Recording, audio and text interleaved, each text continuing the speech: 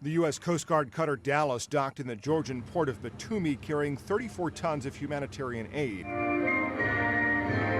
The arrival there avoided Georgia's primary cargo port, which is now controlled by Russian soldiers. We had all the options on the table, and the decision was made to go to Batumi. We wanted to make sure the goods, the humanitarian supplies, arrived in a safe and expeditious manner, and we arrived in Batumi in order to do that. Had an American ship docked in the port at Poti, it would have been seen as a direct challenge to Russia.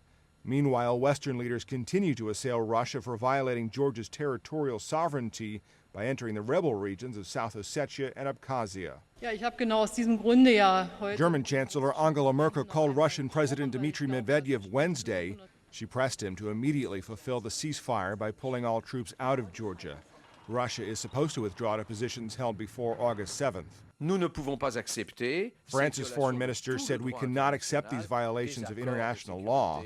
Georgia also announced that it will drastically reduce staff at its embassy in Moscow. Georgia will reduce its diplomatic ties with the Russian Federation to its possible minimum, which means that we will downgrade it to level of envoys, and we'll have only 2 diplomats working in Russia. While the conflict between Russia and Georgia continues, people who live in the disputed region say life is far from returning to normal. Matt Friedman, The Associated Press.